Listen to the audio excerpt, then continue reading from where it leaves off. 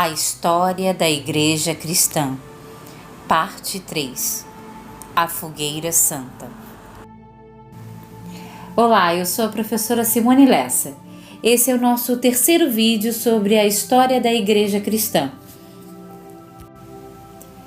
Neste canal eu te convido a viajar pela história e aprender com o passado.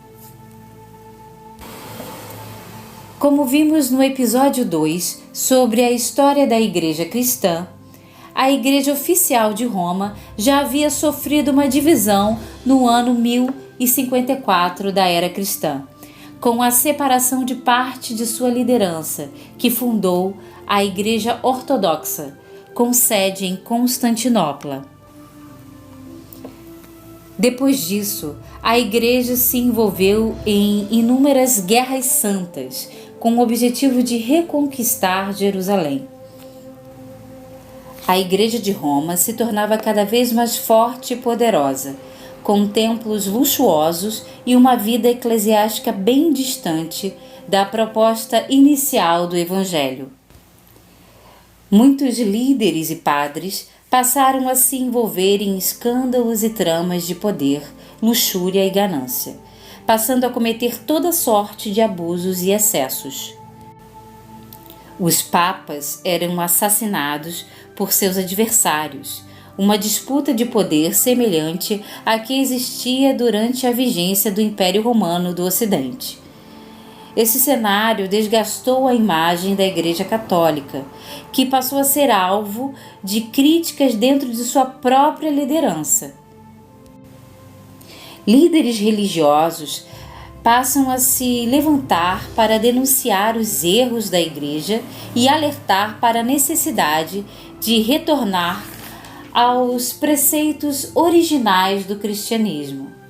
Porém, muitos foram calados com a morte, mas suas ideias se espalharam como sementes, prontas para germinar. Bom, eu gostaria de fazer uma importante observação antes de continuar com este estudo.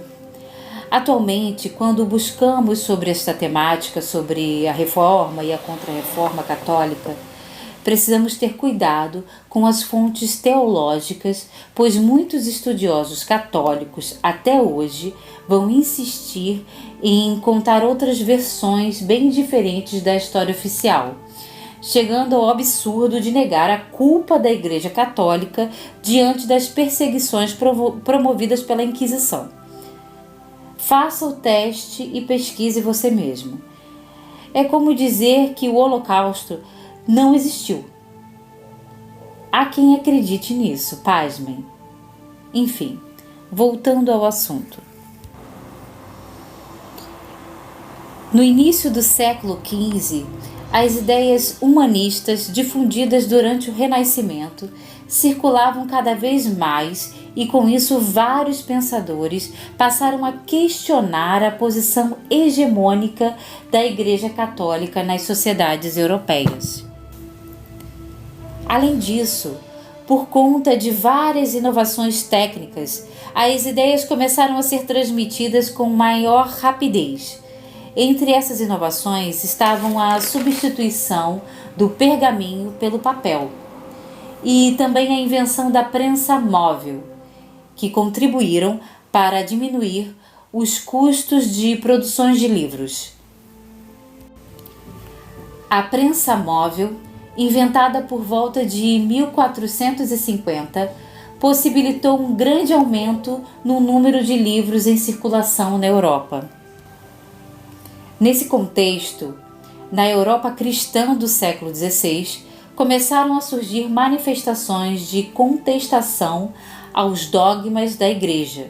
Nessa época, muitos religiosos se manifestaram contra o enriquecimento da Igreja e o afastamento de seus líderes do Evangelho genuíno de Jesus Cristo. O que causava maior descontentamento entre os críticos da Igreja Católica era a institucionalização de práticas como a simonia, ou seja, venda de falsas relíquias sagradas e favores divinos, a venda de indulgências, ou seja, a venda do perdão dos pecados, além do comportamento desregrado de muitos padres que se envolviam em escândalos morais e sexuais. Até que em 1517, um monge alemão chamado Martinho Lutero começou a iniciar de fato um movimento que iria impactar a história da Igreja de seu tempo. Esse movimento ficou conhecido como Reforma Protestante, uma vez que protestava contra os abusos cometidos pela Igreja Católica e propunha uma reforma interna na Igreja, a fim de torná-la mais parecida com a verdadeira Igreja de Cristo. O quarto vídeo da série A História da Igreja Cristã vai detalhar melhor esse movimento de reforma e a atuação de Martinho Lutero. Esse movimento ele vai culminar no surgimento de novas denominações cristãs, como, por exemplo, o calvinismo, o luteranismo e o anglicanismo. A partir deles vão surgir as igrejas luterana, presbiteriana, metodista, a batista, a Assembleia de Deus e etc. A Contra-Reforma Católica. Inconformados com a grande aceitação das ideias de Lutero na Europa, a Igreja Católica iniciou uma reação que ficou conhecida como a Contra-Reforma. Assim, as principais autoridades católicas participaram de reuniões entre os anos de 1545 e 1563 para discutir formas de combater o movimento protestante e reavaliar a conduta dos líderes da Igreja Católica. Esses encontros ocorreram na cidade italiana de Trento, por isso ficaram conhecidos como Concílio de Trento. Concílio é uma assembleia de autoridades católicas para tratar de assuntos doutrinários, dogmáticos e disciplinares. A Companhia de Jesus. A Companhia de Jesus, fundada pelo espanhol Inácio de Loyola em 1540, participou ativamente das reuniões do Concílio de Trento e se tornou uma das principais representantes do movimento da Contra-Reforma. Os jesuítas, como eram chamados os seus membros, fundaram vários colégios com o objetivo de ensinar a fé católica e se tornaram os principais propagadores do catolicismo no mundo, participando ativamente do processo de colonização do Brasil e da América como um todo. O Tribunal da Inquisição. Órgão da Igreja Católica, criado no século XIII, a Inquisição ganhou força durante o movimento de Contra-Reforma, pois tinha o objetivo de investigar e combater as chamadas heresias, ou seja, os discursos e as práticas que contestavam os dogmas da Igreja Católica. Também conhecida como Tribunal do Santo Ofício, a Inquisição, através de seus juízes, torturava e condenava à morte milhares de homens e mulheres cristãos acusados de cometer crimes contra a fé católica. Os principais alvos da perseguição católica. É importante salientar que a Inquisição julgava apenas cristãos. A Igreja Católica não acusava um não cristão de heresia, até porque ele não fazia parte da sociedade cristã católica e, em tese, não poderia ser um mau cristão, se nem cristão ele era. Isso até parece simples e justo de entender, porém não é bem assim. Acontece que viver num país católico e não ser católico era bem complicado. Você praticamente deixava de existir, porque a igreja era responsável por todos os registros civis de seus súditos, desde o nascimento, a certidão de batismo, a certidão de casamento, certidão de óbito. A vida de um indivíduo que vive num país católico girava em torno da igreja, tanto socialmente como culturalmente e até economicamente. Alguns países católicos, por exemplo, chegaram a proibir a presença de não cristãos em seu território, forçando uma conversão. Ser excomungado, por exemplo, ou seja, ser excluído da comunidade católica, trazia muitos prejuízos para a vida prática do indivíduo que vivia em um país católico. Não se tratava de efeitos espirituais apenas. Ele passava a ser visto como um indivíduo à margem da sociedade, um sujeito amaldiçoado, além de várias repercussões na sua vida civil. Por isso, ser perseguido pelo Tribunal do Santo Ofício era tão grave ou mais do que responder por um crime comum. Qualquer um poderia ser um delator, ou seja, acusar alguém suspeito de praticar heresia.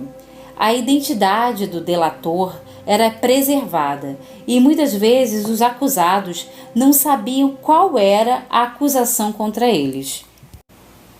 Entre os perseguidos estavam os chamados cristãos novos, pessoas recém-convertidas ao catolicismo, muitos dos quais eram judeus ou muçulmanos. Muitos cristãos novos sofriam perseguição porque ficavam sob suspeita de manter suas antigas crenças em segredo. Um exemplo de cristão novo no Brasil foi Fernando de Noronha, que recebeu a posse da ilha que ganhou o seu nome, depois de ter prestado excelentes serviços à coroa portuguesa. As práticas conhecidas como pagãs também eram alvo de perseguição da Inquisição, como a magia, a alquimia e a astrologia, chamadas pelos inquisidores de bruxaria ou feitiçaria. Entre as punições aplicadas pela Inquisição estavam a tortura, prisões, confisco de bens e degredo, ou seja, banimento, exílio. Os crimes contra a fé católica eram os mais graves e frequentemente punidos com a morte. Para obter confissões, eram utilizados métodos violentos, como a tortura. As execuções, muitas vezes feitas por meio da cremação em fogueira, eram realizadas em grandes eventos públicos, chamados de autos de fé. A Inquisição no Brasil. A partir do século XVI, o Tribunal do Santo Ofício enviou inquisidores ao Brasil para investigar acusações de heresias. O principal alvo das investigações em terras brasileiras foram os cristãos novos, acusados de permanecerem adeptos ao judaísmo. Além dos cristãos novos, a Inquisição no Brasil perseguiu também as chamadas feiticeiras, os homossexuais e o sincretismo religioso, ou seja, a mistura de práticas cristãs, indígenas e africanas. Adivinhações, fabricação de ungüentos e porções mágicas, feitiços, benzeduras e usos de amuletos eram algumas das crenças e práticas compartilhadas pela população colonial no Brasil. Após a investigação, os acusados podiam ser presos e levados a julgamento em Portugal. No Brasil, cerca de 1.100 pessoas foram investigadas, entre as quais cerca de 30 foram condenadas à morte na fogueira. Eu sou a professora Simone Lessa. Obrigada pela sua companhia durante essa viagem pela história. Não perca o nosso 4º vídeo sobre a história da Igreja Cristã. Beijos e até a próxima!